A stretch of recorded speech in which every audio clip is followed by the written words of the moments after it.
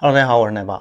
为什么医生不建议涂防晒霜呢？防晒霜是一种可以阻挡或者反射紫外线，保护皮肤免受日晒伤害的化妆品。防晒霜的主要成分有两种，是物理防晒剂和化学防晒剂。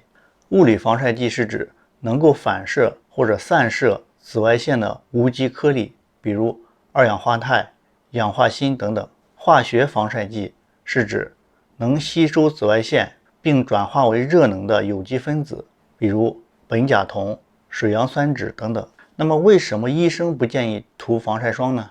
其实呢，这个问题没有一个统一的答案，因为不同的医生呢可能会根据不同的情况和目的来给出不同的建议。但是我们可以从以下几个方面来分析一下。防晒霜可能会对皮肤造成刺激或者过敏，一些人呢可能对防晒中的某些成分过敏，导致皮炎、红斑、瘙痒等不良反应。另外呢，一些防晒霜中还含有香料、酒精、防腐剂等添加剂，也可能会刺激皮肤，造成干燥、脱屑、痘痘等问题。防晒霜可能会影响皮肤的正常代谢和呼吸。防晒霜的作用原理呢，是在皮肤表面形成一层隔离膜，阻挡紫外线的侵入。但是呢，这样也会影响皮肤的排汗和排毒功能，导致毛孔堵塞、黑头粉刺、油脂分泌失衡等问题。防晒霜可能会降低皮肤的自我修复能力。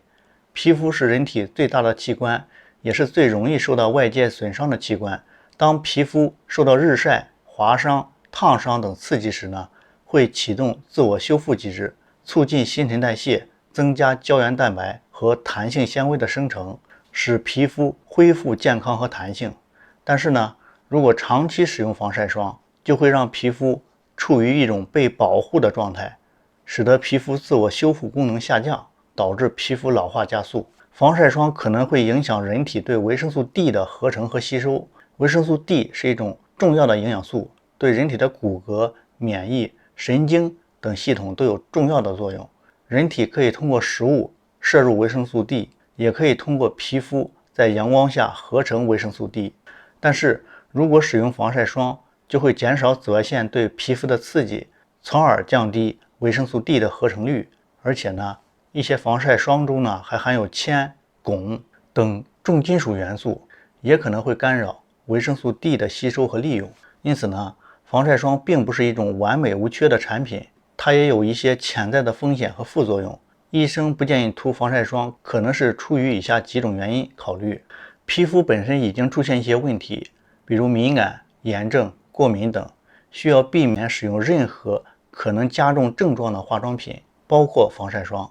还有就是皮肤本身已经有足够的抵抗力和修复能力，不需要过度依赖防晒霜来保护皮肤，而是应该让皮肤自然的适应和恢复。皮肤本身没有接触到过多的紫外线，不需要使用高倍数的防晒霜来阻挡紫外线，而是应当适当的接受一些阳光，以促进维生素 D 的合成和吸收。当然了，这并不是说我们就可以完全不使用防晒霜了，毕竟呢，紫外线对皮肤的伤害是不容忽视的。过度的日晒会导致皮肤晒伤、色斑、皱纹、癌变等等。所以呢，我们还是要根据自己的皮肤状况、日常活动、季节变化等因素，合理的选择和使用防晒霜。好的，以上就今天所有内容，我是奶爸，咱们下期再见。